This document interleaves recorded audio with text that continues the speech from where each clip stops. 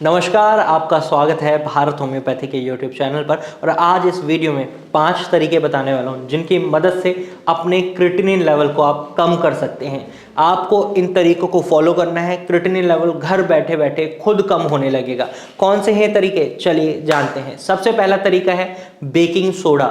Baking soda से कैसे creatinine को कम किया जा सकता है? बेकिंग सोडा से क्रिएटिनिन को कम किया जा सकता है अगर आप इसे सही मात्रा में और सही तरीके से ले रहे हैं। लेकिन बेकिंग सोडा कैसे आपके लिए बेनिफिशियल हो सकता है, ये भी जानना बहुत जरूरी है। तो बेकिंग सोडा आपके लिए बेनिफिशियल होता है क्योंकि आपकी किडनी क्रिएटिनिन को ही शरीर से बाहर नहीं निकाल रही, आपकी किडनी कई और भी काम कर रही है। उनमें से एक काम है आपके ब्लड के पीएच लेवल को मेंटेन रखना। जब आपका ब्लड का पीएच लेवल मेंटेन नहीं रह पाता, उसमें एसिड की मात्रा बढ़ जाती है, तो रिजल्ट क्या होता है? आप मेटाबॉलिक एसिडोसिस की सिचुएशन में आ जाते हैं। इसको एक सिंपल लैंग्वेज में समझें।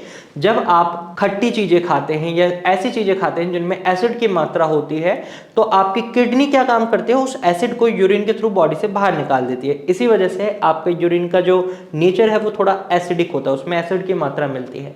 लेकिन जब किडनी सही से काम नहीं कर रही और एसिड बॉडी में जा रहा है, तो वो एसिड क्या होता है? ब्लड में ही फ्लो करता है। और रिजल्ट क्या होता है? ये एसिडिक ब्लड आपकी किडनी को और ज्यादा नुकसान पहुंचाता है। तो ऐसे में इसको बॉडी में ही न्यूट्रलाइज करना सबसे अच्छा ऑप्शन होता है। और बॉडी में न्यूट्रलाइज करने के लिए आप बेकिंग सोडा की मदद ले सकते हैं। आप थोड़ा सा बेकिंग सोडा लें और उसे 1 गिलास पानी में या आधे गिलास पानी में मिलाकर आप पी सकते हैं। इससे आपकी जो बॉडी में एसिड बन रहा है वो न्यूट्रलाइज हो सकता है।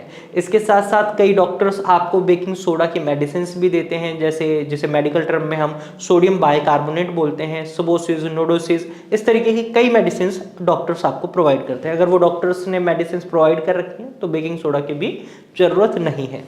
नंबर 2 वे है आपको अपनी डाइट का खास ख्याल रखना है। उसमें प्रोटीन की मात्रा कम रखनी है, एक्सेस मात्रा में प्रोटीन नहीं खाना है। यह एक्सेस वर्ड इसलिए लगाया है क्योंकि बॉडी की रिक्वायरमेंट है प्रोटीन। अगर आप उसको बिल्कुल कट डाउन कर देंगे तो बहुत ज्यादा वीकनेस है देगी, लेकिन अगर आप उसे एक्सेस रखेंगे तो ब्लड में क्रिएटिनिन की मात्रा बढ़ेगी और किडनी सही से काम नहीं कर रही, क्रिएटिनिन बढ़ता जाएगा, टेंशन भी बढ़ती जाएगी, तो रिजल्ट क्या होगा? नुकसान पहुंचेगा। तो गलती नहीं करनी है। क्या करना है? आपको क्रिएटिनिन की मात्रा को मेंटेन करना है तो प्रोटीन की मात्रा सीमित रखें, फाइबर की मात्रा बढ़ा दें, रिजल्ट आपको खुद देखने को मिल जाएगा।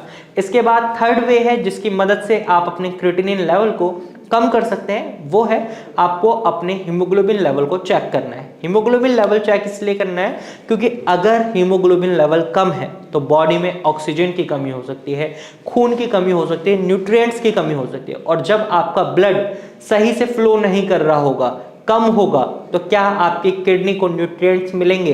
क्या आपकी किडनी हेल्दी रह सकती है? नहीं रह सकती। इसलिए हर किडनी रोगी को अपने हीमोग्लोबिन लेवल को मेंटेन रखना बहुत ज़्यादा जरूरी हो जाता है। तो अगर आपका हीमोग्लोबिन लेवल कम है तो उसे मेंटेन करें with the help of doctor और with the help of your diet.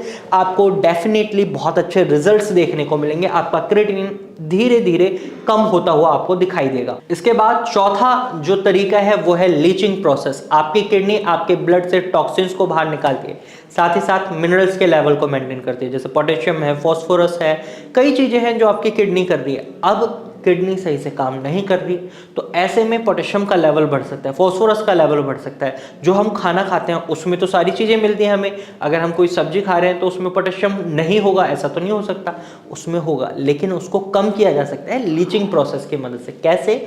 आपको 2 घंटे या 3 घंटे के लिए अपनी सब्जी को काट कर गर्म पानी में छोड़ देना है। इससे क्या होगा? जो भी एक्सेस मात्रा में आपकी सब्जी में मिनरल्स होते हैं वो निकल जाते हैं और आप उस सब्जी को खा सकते हैं, हेल्दी तरीके से खा सकते हैं, और आपके ब्लड में पोटेशियम फास्फोरस की मात्रा भी नहीं बढ़ती। तो लीचिंग प्रोसेस के थ्रू भी आप अपने क्रिएटिनिन को कम कर सकते हैं। अब अगला लास्ट वे जिसकी मदद से आप क्रिएटिनिन लेवल को अपनी बॉडी में कम करेंगे वो है लेस सॉल्ट इनटेक। आपको अपने ब्लड प्रेशर को मेंटेन करना है और ऐसे में अगर आप नमक का सेवन करे जा रहे हैं तो आपका ब्लड प्रेशर धीरे धीरे बढ़ता जाएगा। और जब ब्लड प्रेशर बढ़ेगा तो रिजल्ट क्या होगा? किडनी के नेफ्रॉन्स डैमेज होंगे, और किडनी के नेफ्रॉन्स डैमेज होंगे तो क्या किडनी अपने फंक्शंस इंप्रूव कर पाएगी? बिल्कुल भी नहीं।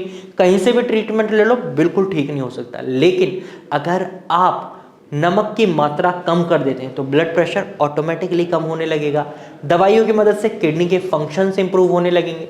अब आपको यह समझना है कि आप किस तरीके से अपनी किडनी के फंक्शंस को इंप्रूव करना चाहते हैं। तो किडनी के फंक्शंस को इंप्रूव करने के लिए आपको नमक की मात्रा कम रखनी है, नमक की मात्रा कम रखनी है, साथ ही साथ नॉर्मल नमक का इस्तेमाल नहीं करना, सेंधा नमक का इस्तेमाल करना है। इससे क्या होगा, क्रिएटिनिन का फॉर्मेशन कम होगा, या क्रिएटिनिन का जो फॉर्मेशन होगा उसे धीरे धीरे किडनी बाहर निकाल रही होगी, किडनी को और नुकसान नहीं पहुंचेगा। इन 5 तरीकों से आप अपने क्रिएटिनिन लेवल को घर बैठे कम कर सकते हैं और एक राइट ट्रीटमेंट के साथ आप अपनी किडनी के फंक्शंस को इंप्रूव कर सकते हैं।